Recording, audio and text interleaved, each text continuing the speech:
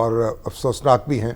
तो बहरहाल अब जब हमला किया गया तो ये जो कहते हैं कि हमले की जो इस्तेदाद थी वो सिर्फ अमेरिका के पास थी। सही। अमेरिका के पास ही वो बम है जो इतनी गहराई में जाकर किसी तनसीब को निशाना बना सकते हैं। बिल्कुल 60 मीटर गहराई में। और इसमें जो एक उनका बम है 13,000 किलोग्राम GBU 57 MOP, ये कंक्रीट में 18 मीटर और आम जमीन जो है उसमें 61 मीटर तक अंदर घुसकर तबाही फैला सकता है। अब ये बड़ी दिलचस्प बात यह है कि जो फर्दों की तनसीब है उस वो जमीन से 80 से 90 मीटर नीचे है, जेर जमीन, पहाड़ के नीचे।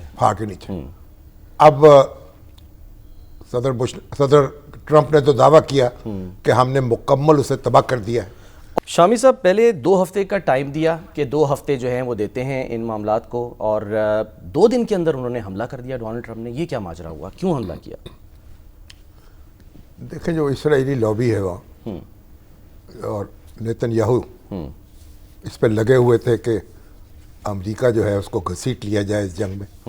वो कामयाब हो गए और हमारी कोशिश थी कि अमेरिका जो है वो ताख़ीर करे, बातचीत के ज़रिए मसले को हल होने दे। और सदर ट्रंप जो हैं, जो अपने आप को अमन का सफ़ीर कह रहे हैं और अमन का नोबल इनाम लेना चाहते हैं, वो उसके तकाज़े पूरे करें। सही। तो बहरहाल वो इसराइल की जो लॉबी है, नेतन्याहू की लॉबी, वो जीत गई और उन्होंने हमला कर दिया।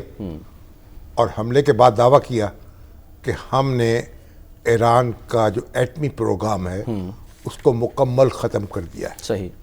और अब ये हमले की तफसीलात जो आ रही हैं कि जहाज़ जो है उड़ाए गए वहाँ से सर, उस पर भी हम आते हैं डिटेल में, क्योंकि ताज़ा तरीन सूरत हाल अगर पहले अगर इजाज़त दें मालूम कर लें। हाँ, तो अब वो उसकी तफसीलात भी बड़ी दिलचस्प हैं और अफसोसनाक भी हैं। तो बहरहाल अब जब हमला किया गया तो ये जो कहते हैं कि हमले की जो इस्तेदाद थी वो सिर्फ अमेरिका के पास थी। सही। अमेरिका के पास ही वो बम है जो इतनी गहराई में जाकर किसी तनसीब को निशाना बना सकते हैं। बिल्कुल 60 मीटर गहराई में। और इसमें जो एक उनका बम है 13,000 किलोग्राम GBU 57 MOP, ये कंक्रीट में 18 मीटर और आम जमीन जो है उसमें 61 मीटर तक अंदर घुसकर तबाही फैला सकता है।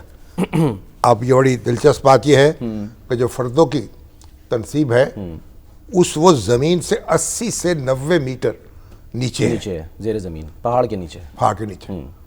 अब सदर ट्रंप ने तो दावा किया कि हमने मुकम्मल उसे तबाह कर दिया है। ऑब्लिटरेटेड का लफ्ज़ उन्होंने इस्तेमाल किया, लेकिन मुकम्मल सफाया।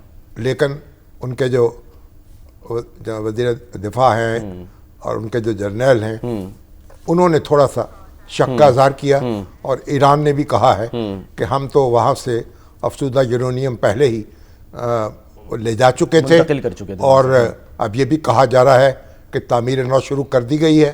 और ईरान जो है उसके बाद उसने इसराइल पर मिसाइल हमले भी किए हैं। सही। तो ईरान ये इस पर बज़िद है कि ये जंग वो जारी रखेगा और जीत जाएगा।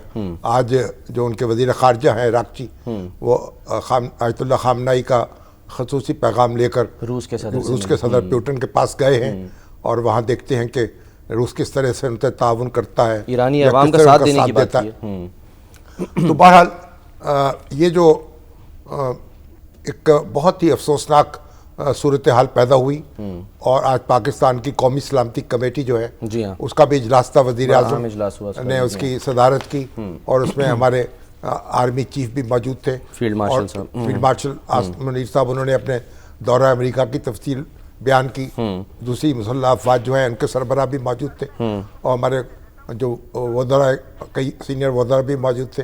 तो उसमें बहरहाल उसके बाद भी एलामिया जारी हुआ है, इसराइल के हमले की शदीद मज़म्मत की गई है और जो अमरीकी कार्रवाई है उस पर भी शदीद रंजो गम का इजहार किया गया है और जोर दिया गया है कि अब भी यानी सफारतकारी के ज़रिए से और बातचीत के ज़रिए से इस मसले का कोई हल तलाश निकाला किया जाए। सर मैं इस पे ज़रा और भी आपसे ज़रा मज़ीद तबसरा भी चाहूँगा, लेकिन क्योंकि जॉन हुसैन जो हैं वो भी हमारे साथ हैं, ज्वाइन कर रहे हैं, और हमें तेहरान यूनिवर्सिटी के head of Pakistan chair doctor Munir साहब जो हैं वो भी हमारे साथ, जाहिद मुनीर आमिर वो हमारे साथ साहब, मौजूद उनको हैं। भी वेलकम करते हैं वो सर। भी पहुंचे हैं तेहरान से और बाई रोड। बिल्कुल, तो इनसे भी पूछेंगे कि क्या वहाँ पर हालात हैं, एग्जैक्टली मुस्तकबिल क्या है। लेकिन सर जॉन की तरफ पहले चलते हैं। जॉन, ज़रा ताज़ा तरीन सूरत हाल काइंडली, क्योंकि आप वहाँ से मुस्तकिल अपडेट कर रहे हैं मुख्तलिफ चैनल्स को, क्या सूरत हाल है आज? जो है एक तो जो फर्दो का न्यूक्लियर प्लांट है उस पर इसराइल की जानिब से हमला किया गया, ये हमला क्यों किया गया, उसके बाद क्या इत्तलात आ रही हैं? फिर एक यूनिवर्सिटी जो है उसको भी निशाना बनाया गया, एक जेल के बारे में कहा जा रहा है तेहरान में, तो क्या अपडेट्स हैं ताज़ा तरीन? देखें, 8 मुख्तलिफ मकामात पे इसराइल ने स्ट्राइक किया है जहां तक मेरी मालूमात है। पहले तो आपकी फर्दों की जो बात है वो कर लेते हैं। फर्दों को फर्दों को हिट नहीं किया, फर्दों के साथ जो रोड जाती है ना, मेंटेनेंस और रिपेयर की जो रोड जाती है, जी जी जी, उसको हिट किया गया। अच्छा, कोशिश ये है, बहरहाल बोला जा रहा है कि रिपेयर के काम ना होने दिए जाएं या दूसरा जो रीबिल्डिंग ना की जाए इसकी। तो पहले तो दैट क्लैरिफिकेशन। ठीक। दूसरा, ये जो एवन प्रेजेंट की आप बात करें, जेल के ऊपर जो मारा है, एवन प्रेजेंट के ऊपर एक या तो मिनी ड्रोन या रिमोट कंट्रोल्ड एक्सप्लोसिव, ये दो चीजों में थोड़ा सा भी क्लैरिटी नहीं है, but most likely it is a remote controlled explosive. उसके थ्रू हमला किया गया है, वो भी अंडर कंट्रोल है सिचुएशन। यहाँ पे गवर्नमेंट ने दोबारा वीडियो भी जारी कर दी है। तमाम कैदी वहाँ इंटैक्ट हैं? कोई वहाँ से कोई ऐसा कोई, क्योंकि कहा जा रहा था कि एंट्रेंस पे हमला हुआ है। जी, वो वीडियो आपके सामने आ जाएगी। एंट्रेंस पे हमला हुआ है, तो फलस्तीन स्क्वायर के ऊपर हमला किया है। शहीद बेहश्ती यूनिवर्सिटी, आपने यूनिवर्सिटी का जिक्र किया, शहीद बेहश्ती यूनिवर्सिटी के एक डिपार्टमेंट को निशाना बनाया गया है, उसके ऊपर हमला किया है। उसके अलावा एक हैंडबॉल फेडरेशन की बिल्डिंग है, उसके ऊपर निशाना बनाया गया है। मिलिट्री बेसिस के ऊपर हिट किया गया, बिल्कुल हिट किया गया है, स्ट्राइक्स हुई हैं उसके ऊपर, नो डाउट। और यहाँ पे कहा जा रहा है कि शहादतें हुई हैं, 10 जो है वो शहीद हुए हैं सिपा के लोग। शहर रे में ऑन दी अदर हैंड, मैं आपको एक और एडिशनल चीज दे देता हूं। शहर रे में इस वक्त 200 किलोग्राम का एक्सप्लोजिव बरामद किया गया है और ऑपरेशनल ड्रोन्स बरामद किए गए हैं। अच्छा। ये ड्रोन्स भी, हाँ जी, यही है कि ये ड्रोन्स तैयारी में थे कि यहाँ पे किसी तरीके का एक और अटैक किया जाए। और करज और शहर रे दोनों में मुख्तलिफ मुकामात पे इंटरसेप्शन करके मोसाद दीगर मुख्तलिफ एजेंट्स को भी अरेस्ट किया गया है। तो जॉन ये बताइए कि जो एयर डिफेंस सिस्टम है वो कोई एग्जिस्ट नहीं कर रहा, कि अमेरिका का भी कहना है कि हमारे तैयारों को किसी किस्म की मज़ाहमत जो है वो पेश नहीं आई, और आज इसराइल ने भी जो हमला किया है तो किसी ने उसको रोका नहीं है। क्या तो एयर डिफेंस सिस्टम जो है बिल्कुल मौजूद ही नहीं है सिरे से? देखिए सर, एयर डिफेंस सिस्टम मौजूद है, लेकिन ये मेरा पर्सनल ओपिनियन है, मैं ये कहूंगा कि इतना स्ट्रांग नहीं है एयर डिफेंस सिस्टम, क्योंकि जाहिर है ईरान सैंक्शंस में रहा, उसको टेक्नोलॉजिकल पार्ट्स इंपोर्ट नहीं करने दिए गए, मुख्तलिफ मुल्कों को सैंक्शन भी लगा दी गई, तो टूथपिक से लेकर रॉकेट तक हर चीज तो ईरान खुद ही बना रहा है। अच्छा, जहां तक ये B-2 बॉम्बर्स, उनको इंटरसेप्ट करना वैसे ही एयर डिफेंस सिस्टम जो है, आई थिंक इतना आसान नहीं है किसी नॉर्मल मुल्क के लिए एयर डिफेंस सिस्टम को पेनिट्रेट करे, उनको रिटेलिएट करे। जो इजराइल तैयारी आ रहे हैं, सॉरी, स्टेल्थ टेक्नोलॉजी है उनमें।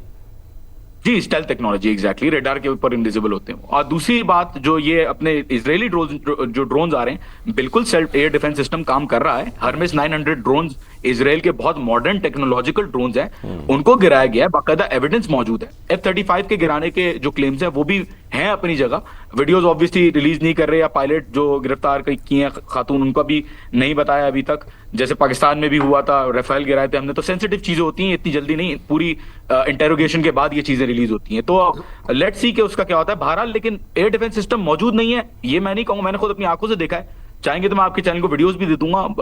एयर डिफेंस सिस्टम बिल्कुल काम करता है, मैं खुद अपनी आंखों से रोज रात को ऊपर बैठते हैं हम लोग, और बैठ के जो है वो बस यही देख रहे होते हैं कि अगर किसी तरीके से हमें नजर आ जाए किस तरीके से ड्रोन इंटरसेप्शंस हो रही हैं, तो मेरे ख्याल में तो बिल्कुल है मौजूद, लेकिन कमजोर है। जॉन ये बताइए कि ये जो इस वक्त ईरान जो है उसकी तवक्को क्या है? जो रूस गए हैं इराकची, वहाँ से क्या तवक्को रखते हैं?